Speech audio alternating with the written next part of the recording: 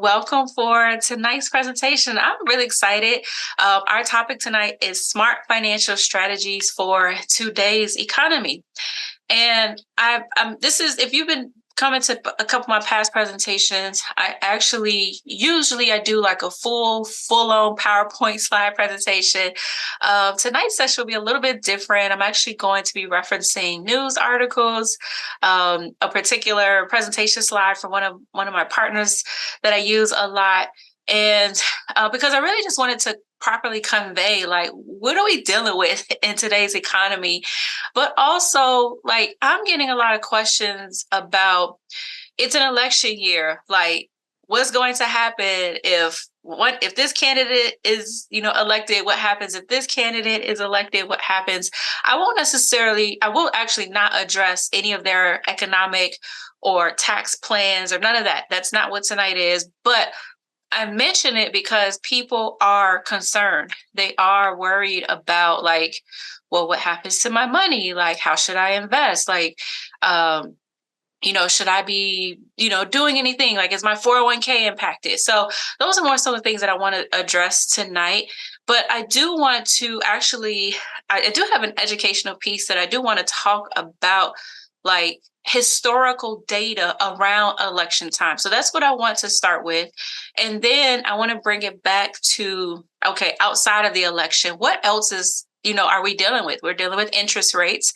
Like, if you pay attention to the news, and I don't pay attention, trust me, I don't read every news article, but I do pay attention to things that obviously affect my industry and that can impact my clients. But we're hearing these things on the news. I want to kind of just share, like, what does that mean? How does it impact us? So we hear about interest rates, the interest rate environment, inflation. What does that stuff mean? Is it, I think the ultimate, conclusion or ultimate goal that I want to share with you all is that no matter what's happening in the world, even with our economy, with things changing legally, you can still prosper financially during these times. And I'm not even saying it's bad times. I just think they're more uncertain. Like, we just don't know. I think maybe once the new president is elected, I think things might be a little more, at least we know at that point. But I think a lot of folks have uncertainty, and we have so many, like, we have wars. I mean, we have, how many wars are across, everywhere else? Those things should be concerning. You should be alarmed. You should be thinking and wondering, like, okay, how does this impact me and my finances? And not only that, what can I strategically do to take advantage of what we're dealing with? And there certainly are some strategies that I want to touch on that I've just been sharing with my own clients who, if I'm meeting with them, let's say it's a once a year meeting, I'm like, hey, let's update some things because of what we're dealing with in our economy. All right, guys, I told you I could ramble. I want to actually go through this presentation here. It's from one of our partners that we use with a lot of our investment clients. And also, I'm sorry, I need to make the disclaimer. I'm not here to give advice. Please don't take any of this information as me giving you advice. I cannot do that unless you are a client of mine. So again, like I mentioned earlier, if you want to work with me, I'll definitely share how we can connect. But it does, what I do want to do is give you information. And I want to start with talking about the election and historically what has happened when we had a Republican in office, a Democrat in office, after they were elected, all this stuff. And I got this educational piece. I really like it. So let's say, for example, with this first chart, and I promise you guys, this is the most technical of tonight.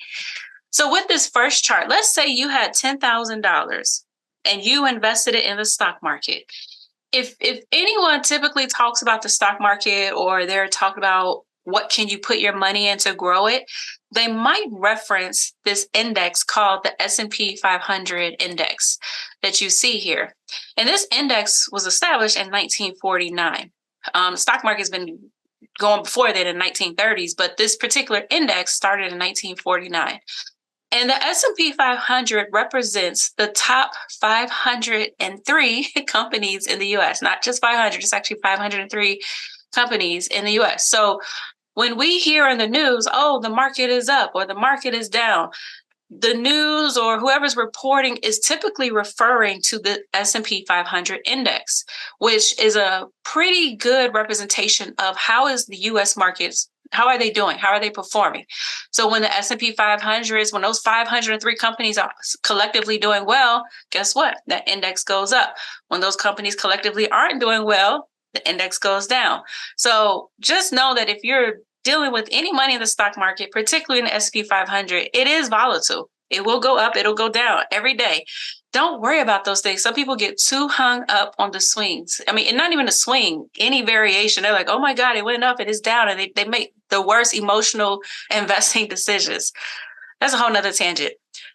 So this graph represents that if you started with 10,000, which is the black line, and you had it invested in the S&P 500, as we can see from 1949 through 2024. How many years is that of a time frame? Let me get my little calculator. I didn't even look at how long that is. 125 years? Am I correct? I don't know. I might be, let me see. No, 2024 minus 1940. 75 years. Okay. I was like, I know that wasn't right. 75 years, you could see the ups and downs of the market in general. The red line represents that if you were only invested while there was a Republican president in office, which is way down there, what you would have, how your money would have grown. And then the blue line represents if you only invested during a Democratic president in office. So I think this first slide is trying to just say, don't time the market. Don't try and invest based on who's in office. Just stay invested. That's the first thing I hope to impart on you. Just stay invested, because as you can see, if you just fully invested in the S&P 500, you would have made, over $3.5 million. We're looking at the graph on the left here. Whereas if you invested based on who's the president, you're talking about less than $500,000. So the first point is just stay invested. This isn't a time to be like, oh, if this person's in, I'm doing no, just stay invested. And I'm going to help give you that confidence to stay invested. Let's move on. This graph, and if anybody wants this, I can send it to you directly. You just have to contact me, let me know. This is a public approved presentation, so I can send it to anyone. So let's look at what happened with the S&P 500 every 4-year election cycle. So when someone's a new president for that 4-year time frame, how did the S&P 500 perform? And as you can see, all the way from 1929 to, this is when the markets were first started in our country through present. We don't have full data, obviously, for this last 4 years. But you can see, and it shows in the red who's Republican, blue represents Democrat. So you can kind of see, it doesn't necessarily show a pattern of if it's all Republican, this is what, they perform better, or if it's all Democratic, this performs better. I think, you want to take historical data and, use it to make informed decisions about the future. Because some people, and if you look at the first year, when there was a new 4-year president, the first year, the S&P 500 would average 9.88%. The second year, 8.47%. Third year, 17%. If that president was in there for 3 years, and then by the 4th year, 10%. So you're talking about if you stayed fully invested, regardless of if it was a Republican or Democratic president, you're averaging if you average those 3 numbers, 12%. You want to, again, stay invested. It doesn't, for me, to be honest, I don't share my personal political opinion, but I don't care who's in office. I really don't. The historical data shows me just to stay invested. Let's move on. Here, this particular graph looks at, okay, if we had a Republican or Democratic president and looked at the mix of Congress. So if it was a Democratic president and they had a Democratic or Republican Congress, this would show on average the annual return for the S&P 500 index. If it was a split Congress, then it'll show you what that would be as well. This one clearly shows that under a Republican president and having, historically data shows that our markets under a Republican president with even different variations of Congress didn't perform as great as a Democratic president. I'm not saying that's going to be happening the next 4 years or whatnot. It just shows data based specifically on the makeup of Congress. This isn't talking about any other elected officials. So this is just be careful of, just be fully aware of the data that we're looking at here. So let's look at this one. This one is a little more, numbers heavy. Again, this is the only technical part of my conversation here tonight, is if you look at the returns of if a president was new or reelected, how did the market perform the following year, when they were reelected? So if you look on this left graph, if it was a new president and it was their first year, it was a brand new president, that first year after being elected, the market's S&P 500 averaged 12.6%. If it was a reelected president, it actually was lower. But if we look at the average of it, it's 10%. So historical data is telling us, regardless of someone's new or reelected, historically the S&P still averages over 10%. And that's pretty standard across the board. S&P 500, if you invest literally, and I'm not telling you to do this, actually, I'm not saying do this at all, but if you were to invest in the S&P 500 index for the rest of your life and you did nothing else, you would likely average 10% growth, period. No matter who's the president, any other economic factors, period, you would average 10%. So anyway, you can see based on the presidents, where they new, where they're reelected. I mean, if we just even look back in history, so only out of all these years, there was only 6, 7 inflection points where it actually went negative. But let's think what happened in 2008. This was when Bush W. I don't even know the differences between the Bushes. But anyway, 2008, this was Bush W's first term, and the markets were negative 11.9%. But think historically what happened in 2000, late 90s, early 2000s. It was the dot-com bust.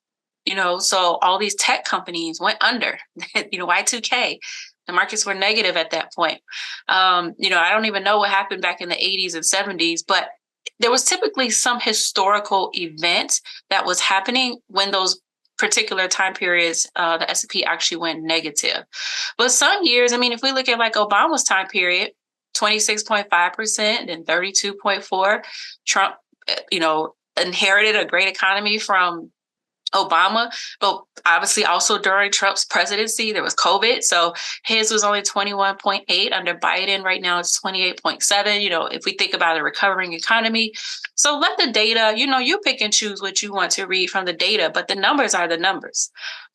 Another chart here talks about what did the return, if that particular president was in office for all 4 years, the election year, what did the S&P return? Was it the year after? Hold on one second. Yeah, during that particular election year, think about it, right now, what we're dealing with right now, we're in the election year. So there's always this up and down. Everybody's fighting each other and, hate this person, hate that person, blah, blah, blah. So in that particular year, how still did the markets perform? So we could see when there was a Republican elected, the average return was 15.3% during that particular year. If it was a Democrat, it was 8.5%. But all election years, so every 4 years, that fourth year when they were elected, 11.58%. Is this making sense to you guys? I'm trying my best to break it down. But I like how they color code it. So for example, if we look at recent history in 2020, at the end of 2020, when Biden was elected, the S&P was back on the rise because we had COVID. The market went negative, then it came back up to 18.4. In 2016, when Trump was elected, it was 12% that year. So in those particular years, we can see historical data of whether it was Republican or Democrat, how did the markets actually perform? How did it respond? And I think the main point to show is that it's not say a Republican or Democrat is better. I hope you guys can see that. Let's look at some more graphs. They have so many here. All right. So following presidential elections since 1980, what type of investments actually performed? And in particular, they're looking at value growth stocks. value stocks compared to growth stocks. I won't go into the difference, just understand there's different categories of stocks. And me personally, I'm not even a stock picker. I do not pick, do not ask me what's the hot stock of the week. I don't know. I don't care because I don't look at and pick individual stocks for my clients. But anyway, historical data shows us that value stocks have outperformed growth stocks for 6 months every presidential election for the last 40 years. So if you yourself are a stock picker, I'm not a stock picker. I will never pick stocks for anybody. But if you want to go and pick stocks, historical data shows us value stocks would be the route to go compared to growth stocks. And if you're looking at investments and you look at what's called a prospectus, it will tell you if this stock, I mean, you can Google, is Apple stock a value stock? Is Apple stock a growth stock? You can easily get that information off the internet. This slide I don't really care about, but let's look at another. All right, so S&P 500 back again. So if there was a new presidential term, how did the stock market perform that first year of a 4-year presidential term? So if we look again back to historical data, whether it was a Democrat or Republican president. So let's look at 1977. I don't know what happened in the 70s or 80s, but when that Republican president came in, his first year in office, the markets were negative. Then a Democrat came in and then the markets were negative. And then 1985, they were positive. 2001, again, early 2000s, during the dot-com bust, markets were negative. But then we can see during that first year after that president was elected, how did the markets actually perform? So even looking at the year they were elected, now this is looking at the first year of how things perform. Now, if you really look at these numbers, I mean, you're talking 32%, 31, 33, 26, 32. Like I mentioned earlier, if you just invested in the S&P 500 index and nothing else, you'll average 10% return. But my gosh, look at these returns during these particular years. So it's really hard to say, oh, if it's a Republican president, we will do bad and horrible, or if it's a Democratic president, we'll do great. It's really hard to say that. The data just doesn't say one is better than the other. It really doesn't say that. Okay, one more slide here. How have stocks fared in the first year of a 4-year presidential term? So this is referring to different types of categories of stocks. So for example, you could see the White House, if it was a Democrat or Republican president, if the Senate was Democratic or Republican, if the House of Representatives was Democratic or Republican, because that'll show you the makeup of what that political faction was during that time. Guys, I'm not a political person at all, so I'm very ignorant on House and Senate. Like, I don't remember the stuff from 8th grade. I just don't. But anyway, let's say you were buying energy stocks here, right in the middle. Oops, you won't show a lot. And it was 2021. If you were buying energy stocks under this Democratic president, House, and Senate, you would have, you got some great returns, 54%. Maybe because that was their policies. Maybe they were putting things in place to push that particular sector. If it was materials or real estate. So if you were, let's say you were buying Apple stock, I think that would fall under information technology, and if that's what you were focused on, because some people are very passionate about particular sectors and industries. Historical data just shows us okay, if it was in 1983, that would have been growing pretty well, 21, 22%. 2021, it would have been over 34. So when I first looked at this and this information was presented to me, I was like, man, there's no clear indicator to say we're going to be better off or worse, depending if it's Republican or Democrat. You guys have any strong opinions on that? I mean, I don't. Like I said, I really don't have any strong opinion on which president comes in, because historically, if we stay invested and you do it strategically, you'll be fine. Like, that's all I want you to kind of show. Like, the data doesn't show any big swings to one side or the other. So again, feel free to interact in the chat. Is this helpful? I hope this is brand new. Like I said, I don't typically show this type of information in my presentations, but let me know if this is helpful, just kind of going through this. Otherwise, I'm just going to move on, guys. All right. So let's talk about, and if you have questions, again, feel free to put in the chat. So let's talk about, so now that we've kind of addressed some of, I would say historical data regarding elections and presidencies, all that stuff. I hope you're at least, if you had a concern, I hope you're at least more at ease. But let's also talk about what else are we dealing with right now, like for different folks of different ages. So our company, we focus on education. If I didn't give a proper introduction, the company I work with is called Wealthway, the How Money Works Company, the Money Milestones Company. We just teach people about money. But what I want to show you here is a couple things. I want to just kind of take it a step back. So one, how many of you knew any of that stuff that I just talked about? Like the news really doesn't talk about those things, right? They don't educate us in that way, is to inform us. I find that media is really pitting us against each other. Tammy said, yes, it's helpful. The main thing that I get out of it is to invest regardless of who is money. Yeah, keep your money invested. Absolutely. Yeah, just whoever it is, like just stay invested. You never lose sight of your goals. But, one thing we know is that a lot of folks are not educated because we don't get taught these things. And when we have conversations, especially, politics is a very, very touchy subject. That's why I don't even engage in it. But are we really focusing on the real things? The real matter is that people are financially illiterate. We're still struggling. People are really, really hurting financially. And this isn't just a U.S. issue. This is a global issue. Over 5 billion people in the world are financially illiterate. So what we come to do is we have an education system, How Money Works. We have books. I hope that if you connected with me and if we've had a conversation, you've taken advantage, if I'm working with you one-on-one, or if we've had a consultation, you've either gotten this book from me or you've downloaded the ebook that I have. It's a modified version of this, but it's in an ebook form. We found that a lot of people don't get this education. We don't learn it in school. So our company created its own education system to teach people about money.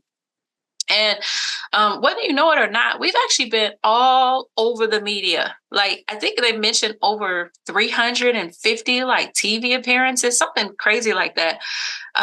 If you Google like How Money Works or even Wealth Wave or the How Money Works Stop Being a Sucker book, we've been all over so many different radio stations. Not me yet. I've been on a couple podcasts.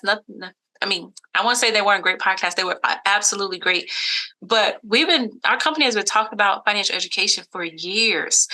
This book actually came out in 2019. And ever since then, we've been invited on talk shows. We have CNBC articles, like ABC, any big, alphabet company we've been a part of. And they've shared our education information.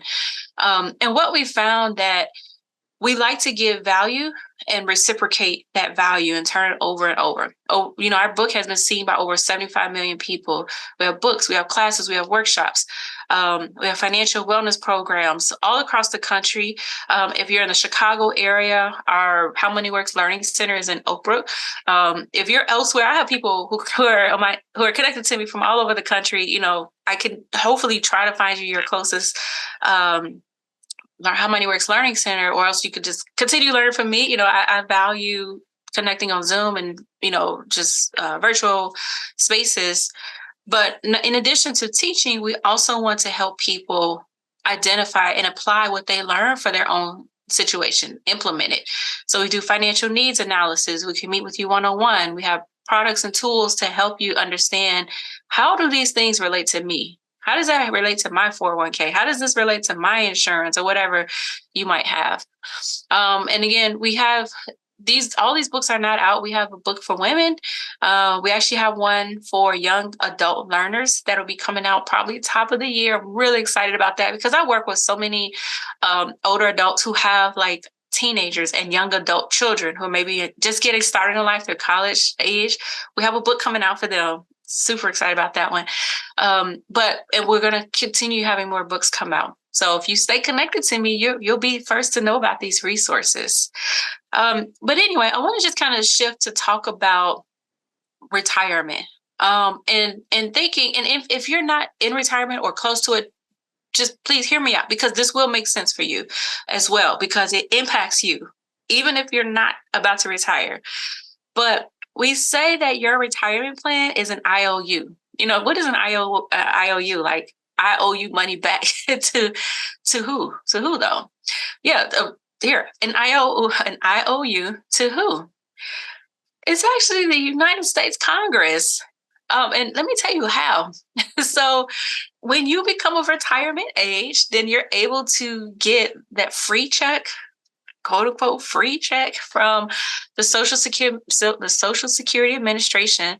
Um, and the government has said, thank you, Shantae, for working and contributing taxes all your working life. Now we're going to pay you Social Security for the rest of your life, and we hope that you really appreciate what we've set aside for you. And so that money, the Social Security money and, disability money, it comes from this Social Security Administration Old Age and Survivors Insurance Trust Funds, which pays those benefits. If you look at your Social Security statement now, there's a little asterisk on the bottom that says, because when you pull up your Social Security statement, you go to SSA.gov, which for Social Security Administration.gov, and then you'll get your statement that says, based on your time and how long you've been working, this is what you actually qualify for Social Security. When you turn 67, now you could start collecting Social Security at age 62. But the full retirement age is 67, meaning that's when you can get the full benefit, when you can collect the full amount. But at the bottom of the statement, it says these funds are projected to run out in 2033. Or meaning there will only be enough money in that fund, that trust fund, to pay out only 77% of scheduled payments. So, quick example, let's say your monthly benefit of Social Security is $1,000 a month, because that's what, your income or whatever equivalent, equated to, that they calculated for you. So you're getting $1,000 a month, but come 2033, because there's not enough money in this trust fund, they're going to reduce your benefit from $1,000 a month to $770 a month. So they won't eliminate it entirely. What do we say here? The United States Congress they trust me, and they are well aware of this. They know this. They're not going to completely remove the benefit, but they're just going to reduce it. Now, why is that important? Because how many people do you know? It's a rhetorical question. You don't have to answer, but how many people do you know that Social Security is their only source of income? Like that's all they have? I know a lot of people like that. And I'll tell you from what I've seen and what I've experienced is that it's not enough. Like if Social Security is someone's only source of income, it's barely enough. It's barely enough to get them, making it from month to month and taking care of their living expenses. Yeah, Miranda said family. And I'm not here to judge. Some people just were not in a position to save their own money for retirement, but that's why you're here. Like, my whole point in sharing this is that I don't want you to only depend on that. Because if we think about it, if we know that the payments are going to decrease, and Congress knows this, how do you think they're going to fix this problem? It's taxes. What other way does the government solve our financial problems? They tax it. And the interesting part is, when you're setting aside your money, not only through working, but taxes, the government taxes every single dollar we have, whether you're earning it or saving it. And even when you pass away, it's like a death tax, estate planning tax, estate tax rather. There's an exemption for that. Right now it's up to $13.5 million, just FYI. And that was enacted by former President Trump. That plan will sunset, I believe, next year, actually. So that estate tax maximum of $13.5 million would decrease down to, I think, like $7 million or something. Anyway, unless you all are millionaires, it probably won't affect you. But that's one of the policies that was enacted that will expire. So anyway, when we think about income tax rates, if we look at historical data, again, we need to inform ourselves. The IRS, our favorite Uncle Sam, the Internal Revenue Service, determines how much of our money we get to keep, wherever it is. We can see how tax rates have changed over the years. I'm talking about in 1913, it was less than 10%. Then it was up to 80. Then it was down. Then it was up. again, during those 70s, who knows what happened? Like, can you imagine you earned $1.90 of it went to the government. You only got to keep 10%. That's what was happening during that time period. Rates have been down. Historically, when we say historical, tax rates have actually been historically low. We're actually talking about from the early 90s to today. Tax rates are still technically historically low to where they've been in the past. And I think, just to kind of talk about our, presidential candidates, they do actually have some very different tax plans. If you guys are interested in that type of presentation, let me know. I might throw something together before the election. But anyway, tax rates will change. They go up, they go down. As Congress sees a fit to tax the American people, they will change the tax rates. And obviously, depending who's in office, they'll have an impact on that as well. So when we are saving our money, understand that there are 3 ways that your money can be taxed. And I'm going to come back to this when I start sharing solutions. I'm talking about all the problems right now. I'm going to start sharing solutions soon. Well, wherever you put your money, it will fall into one of these 3 types of categories from a tax perspective. First, tax now, which means as that money grows, as it increases in value, or, as you take an income from it, you pay taxes on that interest, your earnings, and your dividends every single year. You might recognize this if you have investments or even a savings account. You'll get a 1099 from the financial institution, and they'll say, hey, yeah, we paid you $20 in interest. Now, guess what? Go report it to the IRS so you can pay your taxes on that. Those are tax now accounts. And I'm going to show you some very specific examples of accounts that fall into these categories. Actually, I might show it on the next slide. Then you have tax later. So tax later, my money is growing, it's investing, it's increasing in value. I don't pay taxes during that time. That's called tax deferral. However, I pay taxes later when I pull the money out, typically in retirement. That's when you pay your taxes. Now, the scary part of that is, depending on how old you are, what will the tax rate be? I turned 40 this year. It was like a midlife crisis turning 40. I don't know why, but it was this year. It really was. And so for me, retirement is still 20 plus years away. That's scary because I don't know what the tax rates will be 20 years from now. I mean, if I know that this is likely to happen, just even in 10 years or less, like for me, I'm talking about me as a 40-year-old woman who has 20 plus years, maybe even 30 years to go for retirement, like I don't know what tax rates would be. So if your money is in a tax later position, you will be writing a blank check to the IRS because we don't know what the rates will be. It's, if you're closer to retirement, like at least we know what the rates are. And then, so it behoove you to look at places where I don't have to worry about taxes being an issue. There are accounts like that. They're called tax never, where taxes are not owed on any money that grows, any money that you pull out, so long as you follow the rules. You want to follow the rules because else you'll disqualify yourself from the no taxes. Does that make sense, guys? I want to go to show you real quickly examples of those specific accounts. I hope this is making sense. I know it is. I try my best to break it down. All right. So let's look at specific accounts that fall into these categories. So your tax now accounts, I always describe these accounts as things that you can get to easily. Meaning, like, if I needed to pull my money out right away, I could probably go to an ATM in the middle of the night and pull it out. If I needed to get my money in my bank account, I could probably get it in a day or two. Those would be, we call that liquid money. It's easily accessible, it's liquid, I can pull it out.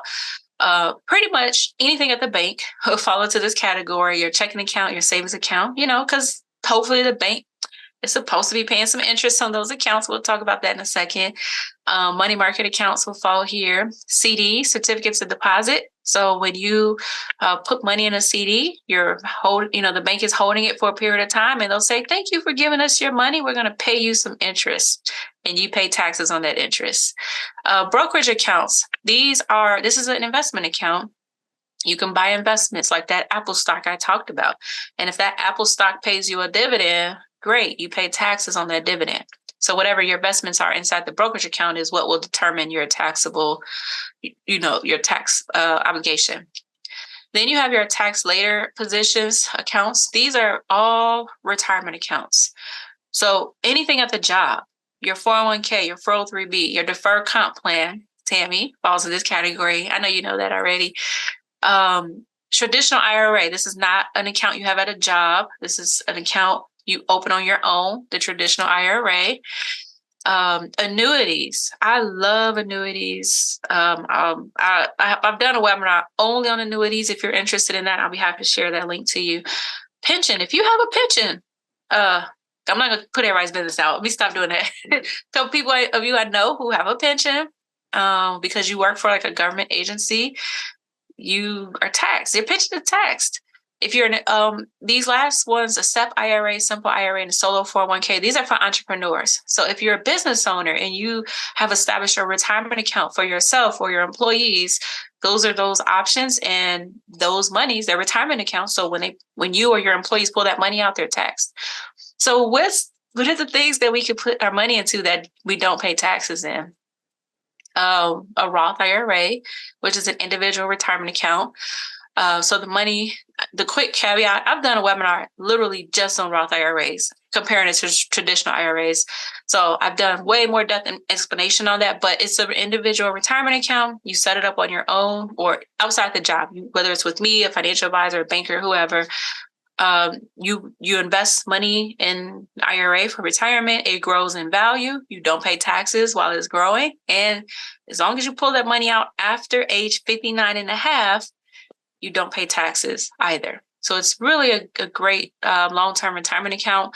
I really like Roths also, though, because they do have some exemptions. So let's say you're not 59 and a half, but you want to pull some money out to pay for your kid to go to college. You can do that. I think it's up to $10,000. There's a certain limit on that. If you're a first-time home buyer, you can pull out up to $10,000 out of your Roth for that. So when someone is coming to me for like an account to open for, if they're investing in the market, that's probably one account that anybody should open. You can do no wrong with a Roth. Cash value life insurance. So permanent life insurance, which would be whole life, universal life, index universal life, variable universal life. Those type of life insurance policies grow cash inside the policy, and that cash is money you could take out tax-free, and there's no age requirement. When that cash is available, you can pull it out. So that's actually a really nice feature. 529 education savings plan. This is money saved for education. And it's for any private school. So like if you have a 5-year-old who's going to a private, Catholic school, you can actually pull money out of a 529 to pay for that. In the past, it was only for college students, but as long as it's private tuition or higher education, this money is growing and investing. And as long as you pull it out for education expenses, not a car, not getting somebody an apartment, but actual tuition, books, whatever they need for school, that money's tax-free. And then a health savings account. So a health savings account allows you, your employer would offer this, or if you're an employer, if you're a business owner, you can offer this to your employees. You would establish a health savings account, and folks can save money into it, and it grows and invests in the market. You choose investments, and so long as you pull it out for medical expenses, that money is tax-free. So even if you're in my local area, Walgreens is like our local pharmacy, CVS. If you pull money out and I go to Walgreens to buy cough syrup, that qualifies. It's not just like medical and doctor visits and hospital bills, like cough syrup, like medical needs, health needs. You can actually pull money out tax-free so long as it's spent. So those are the rules around that tax advantage portion. All right, guys, I feel like I keep going on tangents. I don't want to do that. All right, so it matters where you put your money. And in our presentations, we talk about these different types of accounts. They are red, yellow, and green for a reason. Red, tax every year. Yellow, tax later. Green, tax never. So I just talked about these different types of accounts. Government bonds, I didn't mention that. These are actually specific investments. They're not necessarily accounts. This is one type of investment. Government bonds, because they're issued by a government or a municipality, the income that you receive, the interest that you receive on those type of bonds are tax-free. They're actually exempt, rather, for federal and state taxes. So I don't recommend government bonds though, but the fact of it is a tax-free investment. Roth IRAs we talked about, and permanent life insurance we talked about. So where do Americans typically stash most of their money? And it's a little blurry, but it's from Go Banking Rates website. You can see a great majority of folks, because they don't, I mean, when you think about the average person, where do we know, or what accounts do we typically have access to? Typically our bank and whatever's offered at the job. Very few people might get something on their own elsewhere. So 401k represents 28%, checking account 22%, savings 18%, physical assets, so like buying a home, buying a car, 15%, an IRA, so that's you going on to outside your own, establishing your own retirement account, 12%, and then CDs 4%. So one thing, if you notice here, let's look at the orange and yellow parts of these, different accounts. There's a 401k, checking, savings. Like, how is this money taxed? Oh, not even how is it taxed. It's just taxed, right? A great majority of people are contributing to that Social Security by paying taxes, just not even knowing it, unknowingly. When they pay their taxes, they're helping contribute to the taxes that we need here for replenishing this trust fund that's never, ever, I don't know if it's ever been fully funded, maybe in the past, but this issue has been going on for a long time. Congress, pretty much every year, they're addressing this. So you're paying taxes here already. 84% of, average Americans their money is in taxable positions, whether they know it or not. A lot of people don't even, like, when I help educate my clients about their money, I actually show them, this is how much you have in the tax now position. This is how much is in the tax later. This is how much is tax free. You should have money in all three buckets, but don't be overweighted. But most people are. They have more of their money in a taxable position, and less than 1% of their assets are actually in a tax-free position. So you really have to be very strategic about where you put your money and the type of accounts that you actually open. You want to be strategic. And did you know, we've lived through some interesting times since 2020, when our government decided to print all this money out of nowhere, literally thin air, and issue everybody stimulus checks, those who could qualify. And, it kind of inflated this imaginary spending, wasn't real spending. Anyway, that's a whole nother conversation. But what Congress cannot do is print money to just maintain Social Security benefits. They can't print money to maintain Medicare benefits. So while they can make up all this fictitious money for other things in the economy, they can't use fake money for these benefits. And side note, that relates to why our debt is in the, it's not even trillions. I think they made a new word beyond trillions, like gazillions. I should pull up the debt calculator. It shows you how much debt the U.S. has, and it increases literally every second by like $100,000, something crazy. Anyway, so if Congress can't print money to pay for these things, we already know they can't tax us. What else can they do? Oops. The other solution, I guess, would be to decrease those benefits, to actually let the benefit drop from 100% of you getting that money to down to 77, or whatever that needs to be. Or they decrease whatever they offer for Medicare or Medicaid. And I will say this, that she said, why can't the law be changed? I don't know. I'm not a lawmaker. Well, I'll tell you this. If you think about it, if you're a Republican or Democrat, this is probably the one bipartisan issue that both sides of the aisle have. And what their constituents don't want, whoever's president, they don't want their benefits to decrease. They don't. Um, they don't want, they don't, because they'll lose. Like, if, let's say, if you are running to say, I'm going to solve this Social Security problem, I know there's not enough money coming in, so I'm just going to decrease everybody's Social Security benefit. I mean, I don't know how many millions of people are on Social Security. Nobody on either side of the aisle is going to do that. Same thing for Medicare. So many Americans depend on these benefits. And I'm not saying it's a bad thing at all to have these benefits. I want these benefits. Hopefully they'll be there when I get to 65, 67. But no one wants these benefits decreased because so many people depend on them. So they're not going to just let the benefits decrease. They're going to find ways to fund it, which is typically through taxes. Now, there's a chat that came through that said, my grandmother received an increased letter for Social Security income.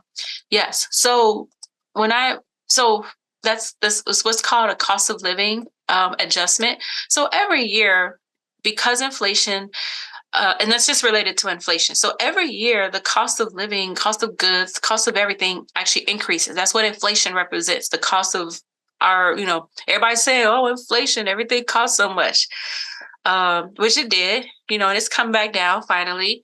But every Social Security does give what's called a cost of living adjustment for those people who are on collective Social Security. So that's just a natural given to help that. Yes, the COLA, Tammy mentioned, the cost of living adjustment, so that benefits, people who are collecting benefits can keep up with the expenses and, paying for that. But it's not that, oh, we have so much money in a trust fund, now we have extra to give everybody. That's not what that is. So all this to say that if you're thinking about saving in your financial strategies, the one thing you need to make sure of is reliability. Your money coming in retirement, is it reliable? Is Social Security reliable? I mean, I would fair to say it's probably not. I mean, like, cross our fingers and hope that it stays what it is, or that it'll be funded and your check won't decrease. But that's why it's so important to work with a financial professional to make sure that whatever retirement savings you have, whether it's through the job or elsewhere, that money is still growing, that we look for opportunities to remove any potential for it to lose money, and that we can turn on income for the rest of your life. There are strategies that can actually do that. Social Security, I wouldn't say it's reliable. I mean, like I said, hopefully this issue won't be a thing, but it might be. Who knows? Let me see. I don't want to go through that. All right, hold on, guys. I want to start to talk about some solutions. Give me 1 second. Let me get my other slides back up. Is this helpful, guys? Is this making sense? I hope it is. Okay, perfect. All right, let me share this. So let's get back to, it's a lot. I feel like I'm a little all over the board, but it's all relevant in my opinion. So let's talk about interest rates. So if you guys didn't know, that guy right there, Jerome Powell, is the chair of the Federal Reserve. It's the chairman. And him and his team of economists, they make the decisions of what happens with interest rates. Now, why should we care? First of all, what type of interest rate does he deal with? It's the federal funds rate. So when Jerome Powell goes on TV back in September last month, like he did, and said, we as the Federal Reserve, we're decreasing interest rates. We are cutting the interest rate. He's referring to the federal funds rate, which is the interest rate at which banks lend money to each other. Did you guys know that? Banks lend money to each other overnight, behind the scenes. They're like, oh, you need $1 million, here's $1 million. How much you gonna charge it for that? Or you need $5 million. Banks lend money to each other at this federal funds rate. And for us, what happened was that in September, this interest rate, federal funds rate. So when they talk about rates dropping, they're referring to this rate, but it reflects our entire interest rate environment. And interest rates dropped for the first time in 4 years in September of 2024. The rate was decreased from 0.5%, 0.5%, or 50 basis points. If you're talking to a smart financial advisor, they're gonna be like, yeah, 80 basis points and 60 basis points. Dude, just tell me 0.6%. I don't care about basis points. But anyway, so the rate decrease 0.5% down to a range of 4.75 to 5%. So that 4.75 to 5 is what banks are lending money to each other at.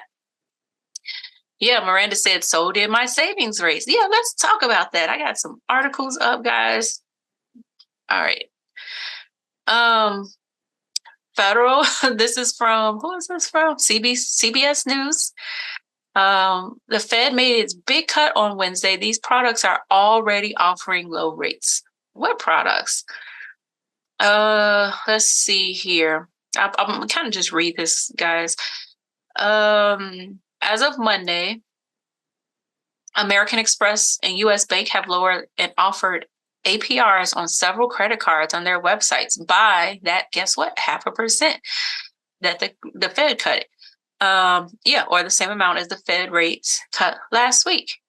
Mortgage rates also dropped last week, decreasing to their lowest points since February 2023, according to Freddie Mac. I didn't tell you guys, I actually have my notary commission, and sometimes I do real estate closings, and I'm doing a lot of refinances right now because people's like, oh, great, the rates are dropping. Let me go and get a lower rate on my loan. The Fed's rate reduction, its first since March 2020, could help people in the market for a home or automobile purchases by making it more affordable to take out a mortgage or a car loan. But even more importantly, the central bank has penciled in several more rate cuts for 2024 and 2025. They're actually anticipating on doing 2 more before the end of the year and at least 3 next year in 2025. So rates are going to go down further, which could result in significantly lower borrowing costs by this time next year. And I've seen people refinance and then refinance 6 months later. I mean, if they qualify, they should. The post-Fed rate reduction in credit card APRs will probably only save the average credit card debtor a couple of dollars per month off their bill. And that's not bad. Here it talks about the Fed's economic projections show that its members are pegging the median Fed funds rate at 4.4%, while they're forecasting the rate to drop to 3.4% by the end of 2025. So pretty significant. Ooh, what? Come on now. Why would they? I can't even. Sorry, guys. I gotta let this video play. Apparently. Oh, get the news. Wait, why is this? Okay. The Fed just cut interest rates. How will your finances be impacted? This is from USA Today. Let me see. Interest rates dropped for the first time in 4 years, but don't expect that to be life-changing. Why is my thing not highlighting? What I wanted to show. Okay. Will credit card rates drop? Yes. Sorry, my highlighter is not working no more. Rates will almost certainly fall from record highs in coming months. Oh, now it wants to show. For example, September's average new credit card rate was 24.92, but that wasn't unchanged. If your credit card rate, is this my internet? Hold on. Is it my internet? Am I okay? I feel like my internet's lagging. Let me pause. Can you guys hear me okay?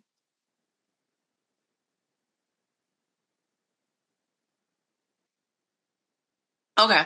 Sorry. I'm like, my internet's acting up. My video is like going in and out. Could be my camera. What I wanted to show. Will auto loans get cheaper? I don't know why this isn't selecting. Auto rates will likely ease, but again, don't expect a sharply lower interest rate. And I'll tell you this, auto loan rates went crazy during the last couple years. Like, I had a client, she's not on this webinar, so I'll talk about it real quick. Bought a brand new truck, was paying, this is her first vehicle. Her car note was over $1,000 a month.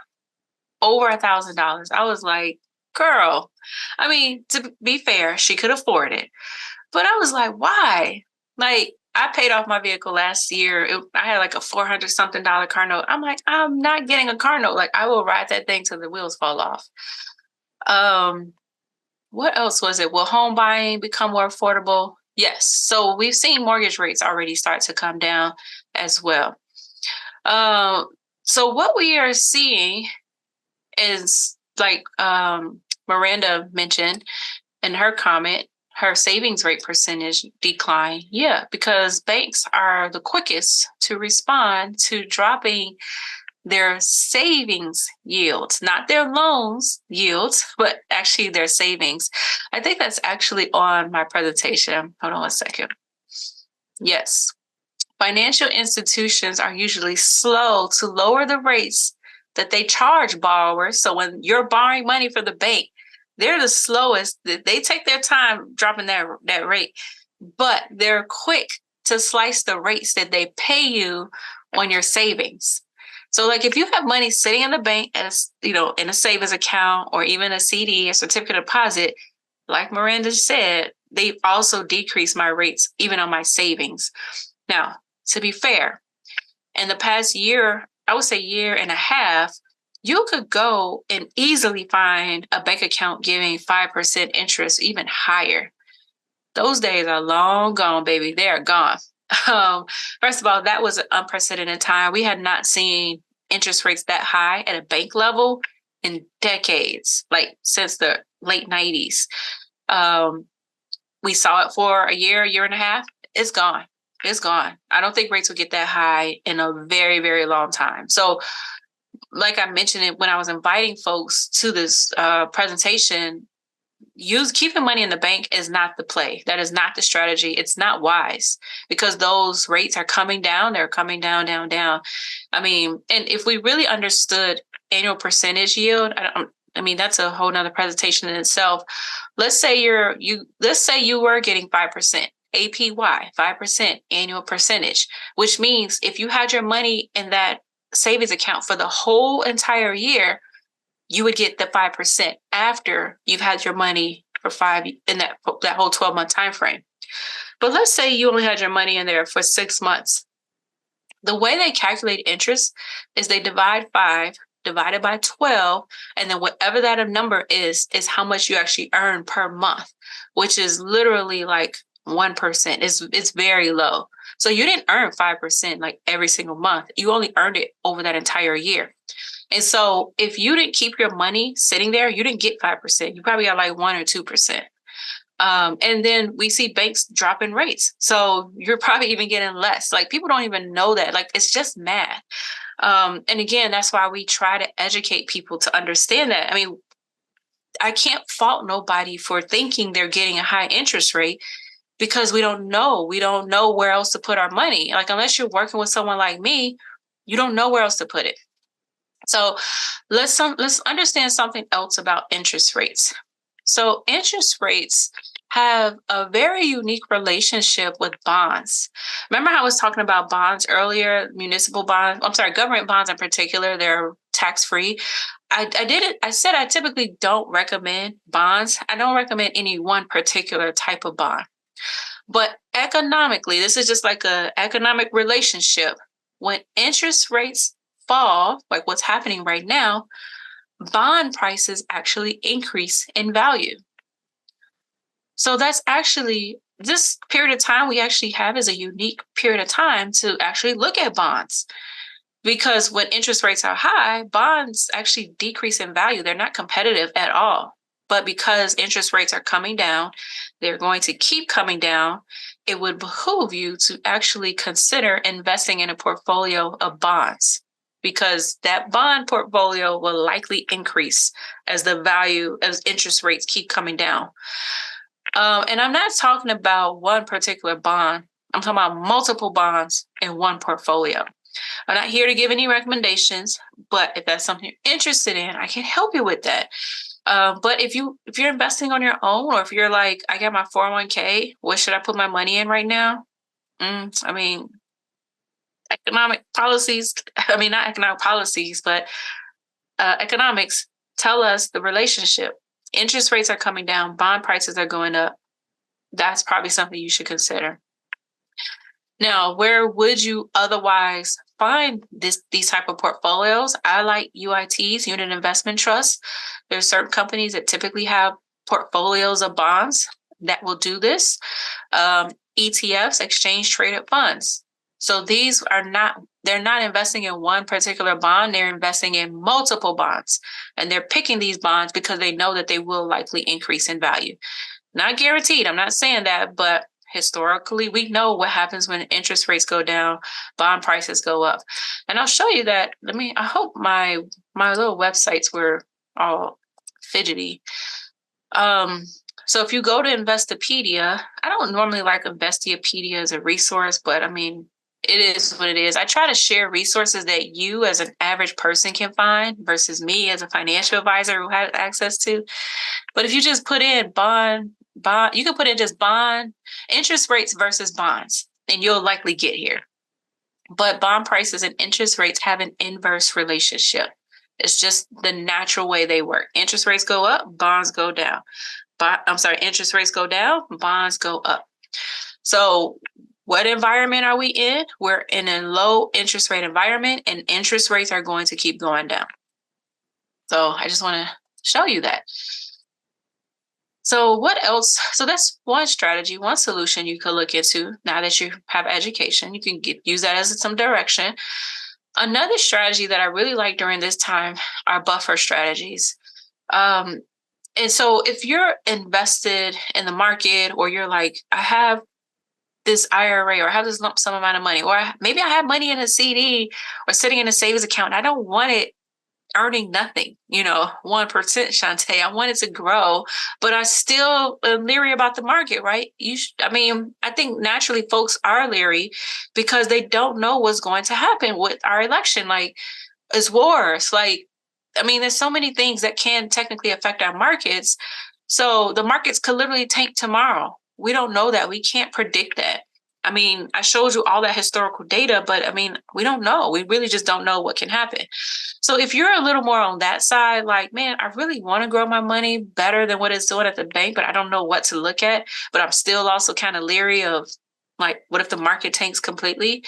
Look into buffer strategies. In this example here, what a buffer does is it's a buffer. If the market goes negative for whatever reason, at any time, if you're invested in a buffer strategy, your money is protected up to that buffer. And then if the market goes negative beyond that buffer, only then will you take on those losses. And that's huge. That's so huge. I've done a presentation only on buffer strategies. I could show you that separately, share that with you all. But let's say you have an investment that has a 10% buffer. That means that if the market goes negative 10, you're protected. You don't lose anything between 0 and negative 10. You lose nothing. At the same time, though, you also gain nothing because there's nothing to gain. It was a loss. So you either would have lost that money, or here the buffer absorbed that loss. And then if the market goes beyond that negative 10, only then will you take on those losses. So buffers are a very great strategy for those of you who want to try and grow money, but you still want some downside protection. Let's look at another example here. So typically, if you're getting into a buffered investment as a strategy, a buffer, not only does it have the downside protection, they also give you the opportunity to grow. Because it's like the buffer, the whole point is thinking, well, man, if the market goes negative, how am I going to protect myself? Well, you can have the buffer protect you to some point. But what if the market doesn't go negative? What if we get this, whoever the new president is, and the economy does great and awesome? Like, I still want to participate in the upside of the economy. That's where we have a cap that will come in.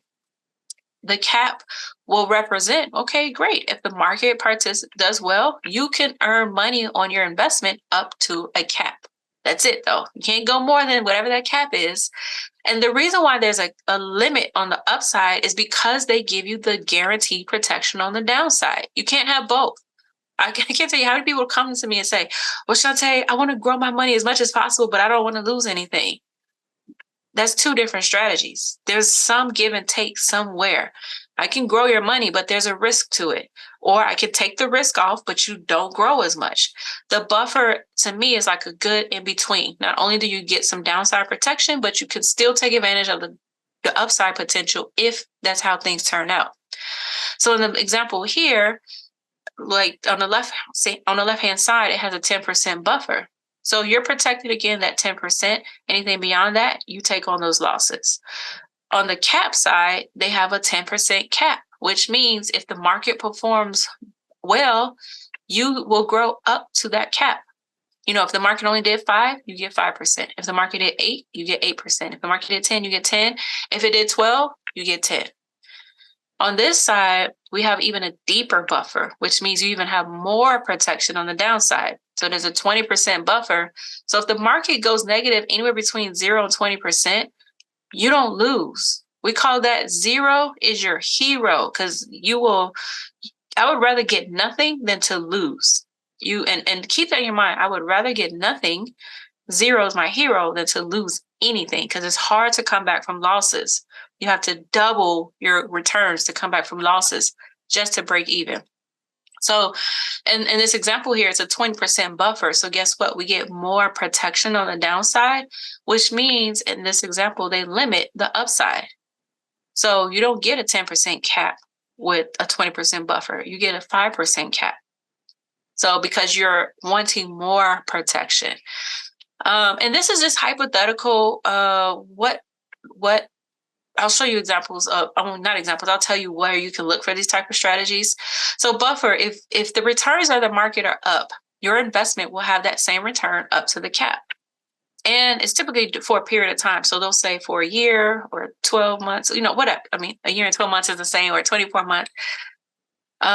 If the market breaks through that under the cap, if the market breaks through that cap, you don't get anything beyond that growth, but you still have the protection on the downside. So here's another example of the buffer scenario. So this has a negative 10% buffer and 10% cap on the upside. So if the markets are doing 6, like this yellow represents, let's say the S&P 500, your purple pinkish color here is your investment. If the markets do 6, you get 6. If the markets do 12, guess what? You only get 10. You don't get that extra 2%. On the downside, if the markets went negative 6, guess what? You don't lose anything. That's great. If the markets go negative 12, you don't lose negative 12. Your first 10% is protected, so you would only be down 2%. Do you want to be down 12% or 2%? I'd rather be down 2%. And I would tell you as an example, most buffers, I've even seen some buffers that go up to 100%. They literally protect you 100% on the downside, but the cap is obviously very minimal. And actually, some of the cap isn't actually that bad. I don't have no specific example to pull up real quickly, but I've seen 10% buffers, 15, 20, 50. And like I said, even as recently, I've seen 100% buffers on some strategies. So this is totally new. A lot of people have no clue, never heard about buffer. So buffered investments typically work great for folks who don't want to lose like significant monies, because you don't take on that full downside. If the markets go down, you don't take on all those losses. You're protected in some manner. But if the market does go up, you can actually get that, upside potential as well. And so it removes some of that uncertainty. For me, this type of strategy helps people sleep well at night, at least, and because you can pick your buffer. You can say, you know what, I want to be protected the first 20%. If it goes beyond that, you know what, I'm not going to cry over spilled milk. You picked that. You chose that. It's not like, oh my God, the market just tanked 40%. I lost 40% of my money. No, like you already have that protection built in. So it limits that volatility. It's an attractive portfolio strategy. If you don't have this type of strategy in your portfolio or you want to implement it, consider it. You really should. It's attractive to investors who anticipate moderate market returns, bullish. Like this is for someone who thinks the market will still grow, but they still want to have some protection. Like if you have a positive outlook to say, you know what, no matter what, I think the market will still perform. This will be a pretty decent strategy, and it can complement other equity investments. So let's say you're more risky or aggressive elsewhere. This would be like a nice fit in the middle to, to where you're not fully on the, risking everything. Now there are some risks, some downside things that I want. Oh, Miranda, sorry your phone's dying. I'm gonna send this link out as a recording. I'm sorry, guys. I'm gonna be done. This is an hour and a half. So I'll be done by 8:30. I'll send everyone the recording. Have a good night, Miranda. All right, risk. All the risks lie in the extremes. So we're talking about if the markets are way, way low, like you protect yourself to a certain point. But if the markets are way, way high, you only, you limit yourself on both sides of the equation. Like I mentioned, if the market is up a lot, you won't enjoy all the gains, and that's your opportunity cost there. But if the market is down a lot, you'll still be exposed to, whatever those losses go down to. So there's always a risk involved, but it's a very strategic move. And if you work with a professional who can help you and educate you and pick the right ones, then you'll be fine. Most buffered investments have a holding period to sustain in the investment. So you really don't want to buy in, sell it, buy in, sell it. You really want to hold on to this strategy literally for like a year, 2 years, just let it do its thing. Don't worry about what's happening every day in the market. I don't care. I hate to say I don't care because I do, because my clients' money is invested. But because I have smart strategies in place for them, I'm not worried. We know what the risks are, we know what the potential are, and we know how we're protected. And the returns are optimized for investors who start on the date and who invest on the start date and they stay the entire duration. So typically buffered investments are for a period of time. They'll let, whoever's sharing this with you, they'll say, oh, this is for 12 months. This is 2 years. I've even seen some 6-year strategies. If you just stay in during that whole duration, this strategy will work really, really well for you. And where would you see this? So UITs and ETFs, like I mentioned earlier, but also annuities, registered index-linked annuities. I like annuities a lot, especially for folks who are close to retirement or about to retirement or in retirement. Or about to retire or already in retirement. They could take advantage of this strategy. One thing that I did not create a slide for was other things to consider. If you're still I don't want to be invested at all, Shantae, another strategy, I literally just trying to put my brain and put it all together, was a money market fund, not a money market account, a money market fund. Those right now are still paying about 5% interest. They're not dropping down to the 4, 3s, or 2s. Those will actually probably be if you're going to sit on the sidelines, sit in a money market fund. Those are the slowest to decrease their rates. Those rates will decrease because naturally all interest rates will decrease. But a money market fund, I have 2 of them that I use right now with a lot of my clients who want money in cash, but we don't utilize the bank. They're paying 5% interest. I think that's what I had. Let me